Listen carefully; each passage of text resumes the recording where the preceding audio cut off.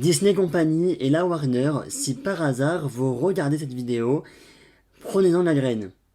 Puisque oui, ce film vous montre qu'on peut réaliser un film avec 80 millions d'euros et avoir des beaux effets spéciaux. The Creator, on en parle, c'est parti.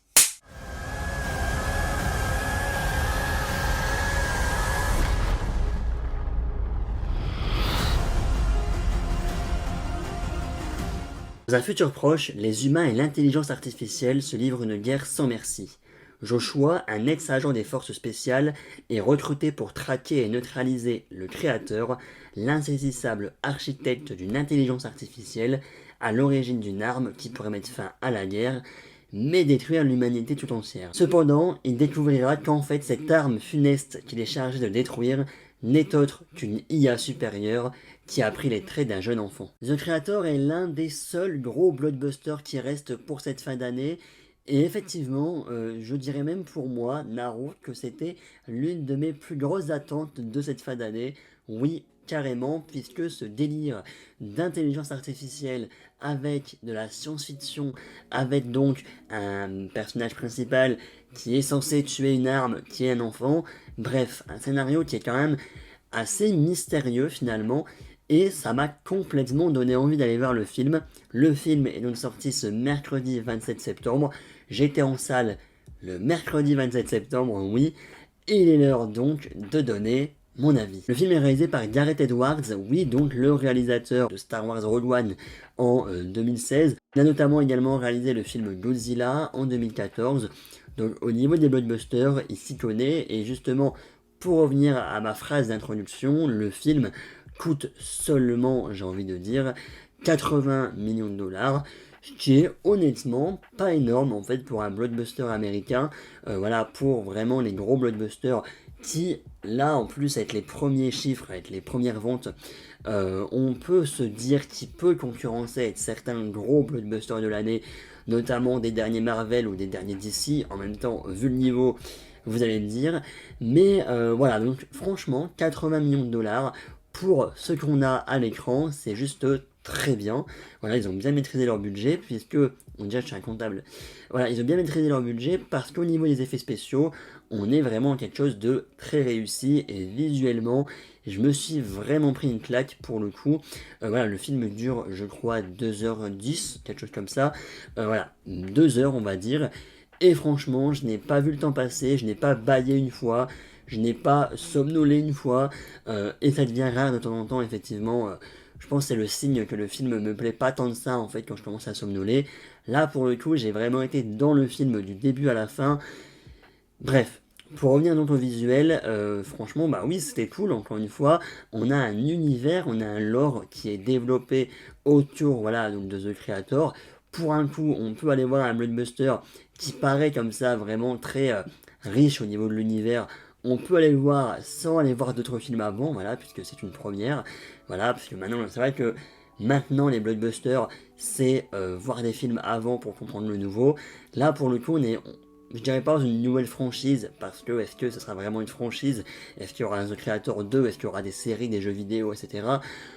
Je ne suis pas sûr là pour le moment, mais tout ce que je peux dire, c'est que j'aimerais bien, en tout cas, bon, peut-être pas The Creator 2, mais je veux dire continuer à développer cet univers, continuer à développer, on va dire, cette, bon, des préquels, etc., pourquoi pas, mais de développer un peu cette relation, concurrence entre les humains et l'intelligence artificielle, l'importance de l'intelligence artificielle, puisque ça reste quand même un thème qui est vachement d'actualité de nos jours, mais voilà, donc voir des policiers robots, on va dire, voir vraiment toute l'intelligence artificielle qui se met en place. On est quand même dans un monde futuriste, on doit être en 2065, quelque chose comme ça. Moi, quand j'avais 5 ans, je pensais qu'en 2020, on allait avoir des voitures volantes.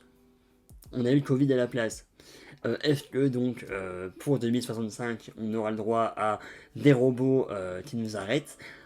Moi, je ne suis pas sûr, mais en tous les cas, voilà, on a vraiment un univers à part entière, un lore à part entière, et tu t'explores finalement dedans, même au niveau des visuels, donc au niveau des décors, plus, voilà, on passe d'une sorte de Tokyo futuriste, j'ai envie de dire, jusqu'au Népal, jusque de sortes de falaises sur un pont, etc. On a vraiment une diversité au niveau des décors. Donc oui, on voyage avec des personnages qui sont attachants, puisqu'on retrouve au niveau du casting notamment John David Washington, donc il a joué dans le film Tenet de Christopher Nolan. Je vous invite à lire ma critique d'Oppenheimer si ça vous intéresse. Je place ça comme ça. Voilà, il a joué également donc, dans le film Malcolm et Marie avec Zendaya, dans le film Amsterdam qui est sorti l'année dernière avec ce casting incroyable et qui malheureusement n'a pas vraiment marché, mais je compte le voir prochainement, je pense, parce que je suis quand même assez intrigué au vu de ce casting. Et voilà, on a également, donc, pour l'accompagner, donc voilà, dans le rôle de sa femme, on a Gemma Chan, voilà, donc, actrice et mannequin britannique, qui a notamment joué dans Les Éternels. Et on trouve également Madeleine Yuna Vols, dont c'est son tout premier rôle au cinéma, tout premier rôle tout court en fait. The Creator commence sa carrière, et au vu du rôle, j'espère franchement que elle aura d'autres rôles un jour plus tard. Voilà, du coup, je sais pas du tout son âge, etc. J'espère en tout cas que quand elle grandira, elle aura d'autres projets assez intéressants parce que franchement, ce duo donc entre John David Washington et cette fille, c'était juste très beau, très touchant. Très cool, voilà, ils m'ont même limite me fait verser une larme, voilà, pour vous dire. Moi, quand je commence à dire on m'a fait verser une larme, c'est que franchement j'ai beaucoup aimé le film, et quand j'ai terminé le film, j'étais en mode de waouh, parce que j'ai été époustouflé au niveau des visuels, parce que j'ai été ravi, on va dire, voilà, d'être attaché à des personnages, même si on peut effectivement critiquer pas mal de choses, notamment premièrement les développements des personnages qui, voilà, n'est pas vraiment développé non plus. On a encore des questions sans réponse, et en fait, oui, les 2h10, on aurait aimé peut-être avoir plus que 2h10 pour encore plus développer cet univers, puisqu'on a quand même des questions sans réponse pour le moment. Mais effectivement, cette relation donc entre donc John David Washington et cet enfant, voilà, elle était touchante, effectivement. Tout, donc ce côté intelligence artificielle, robot, bah moi forcément c'est quelque chose qui va m'intéresser, effectivement, parce que bah, c'est notre futur, dirons-nous. Voilà, après, la critique qu'on pourrait donner, c'est peut-être au niveau du scénario, qui est assez simple, il faut se l'avouer. Même s'il est simple, honnêtement, c'est pas non plus ce qui m'a dérangé. J'ai tellement été, encore une fois, pris dans les décors, pris dans l'univers, que bah, finalement le scénario ne m'a pas non plus super dérangé. J'étais pas là non plus à me dire facilité scénaristique, là c'est pas trop possible, là c'est un peu tiré par les cheveux. Non, honnêtement, j'ai pas vraiment fait attention à tout ça. J'étais vraiment en fait pris dans le film et pris dans ce que le film nous montre. C'est le principal, je pense. En termes de musique également, on a des très bonnes choses, puisque oui, le compositeur, eh ben, c'est Hans Zimmer. Voilà, j'ai notamment travaillé donc sur des The Dark Knight, sur d'autres films de Nolan, sur Dune, sur Interstellar, sur Gladiator, sur Inception. Bref, Hans Zimmer, je pense qu'au niveau des compositeurs de musique de film, on ne le présente plus, et encore une fois pour The Creator, il a fait vraiment du bon boulot. On est en fait du coup, encore une fois, ça rejoint encore mes idées précédentes, mais vu qu'on est pris par le visuel, on est également pris dans le film grâce à sa musique, et donc forcément les musiques composées par Hans Zimmer, voilà, pour les scènes d'action, pour le climax également, pour certaines scènes de vol, tout ça. Franchement, c'est un grand oui. Pour moi, ce film, voilà, si je devrais mettre une note, bah, je mettrais 9. Voilà, j'avoue que, ouais, c'est parce que je m'attendais à rien, encore une fois. C'est vraiment le film qui peut passer inaperçu, malgré, oui, qu'on a parlé des belles affiches, etc. Oui, ok, il peut passer inaperçu, mais le bouche à oreille fonctionne parce que 80 millions de dollars seulement. Et oui, j'avais beaucoup de hype autour du film. Je devais de base le voir, donc je pense aujourd'hui quand la vidéo sortira, donc ce vendredi 29 septembre. Finalement, j'ai eu l'occasion donc de le voir le mercredi 27, un peu à la dernière minute. Je me suis dit, vas-y, The Creator, on y va. Voilà, pour vous proposer la vidéo rapidement d'ailleurs. Mais franchement, grosse claque cinématographique.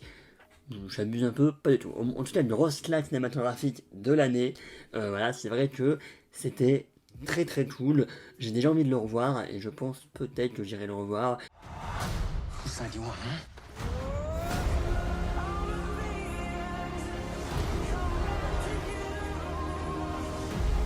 What do you want, sweetie? For robots to be free. Pour conclure, The Creator, c'est pour moi, donc vous l'avez compris, un petit coup de cœur, que ce soit au niveau de ses visuels et au niveau de l'univers en général, de la science-fiction qui est vraiment bien maîtrisée, voilà, au niveau des différents paysages, que cela soit, donc encore une fois, du Tokyo futuriste au Népal, à la neige, à la plage, etc. Franchement, tout ça c'est très cool. 80 millions, $2 au niveau du budget, donc ça veut dire qu'on a un film qui n'a pas coûté finalement si cher que ça par rapport à la norme habituelle maintenant. Et pour autant, le film est vraiment super joli. Donc ça, juste pour ça, on kiffe également. Voilà, la musique Hans Zimmer, que ce soit également le casting. Encore une fois, on pourrait peut-être dire qu'il y a certains développements qui sont pas trop là, mais en tout cas, la relation donc entre ce père et cette intelligence artificielle donc, sous forme d'enfant, donc Alfie, est vraiment touchante. Voilà, j'ai vraiment aimé suivre. Il y a également pas mal d'humour d'ailleurs dans le film. Enfin, de l'humour pour moi, en tout cas, ça va, j'ai rigolé à certains moments. La salle n'a pas non plus ri aux éclats, pardon, mais il y a quand même de la good vibes derrière, voilà, derrière ce côté très dystopique, entre guillemets, sur l'intelligence artificielle qui domine le monde, etc.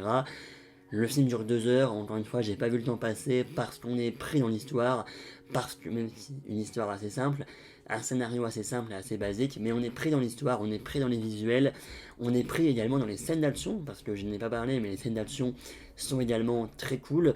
En fait, c'est parce qu'on enchaîne beaucoup de scènes d'action sur scènes d'action, il n'y a pas vraiment de temps mort non plus dans le film, et donc on n'a pas le temps de s'ennuyer, on n'a pas le temps de dire qu'il y a certaines longueurs par-ci par-là. Honnêtement, non, juste on profite du film.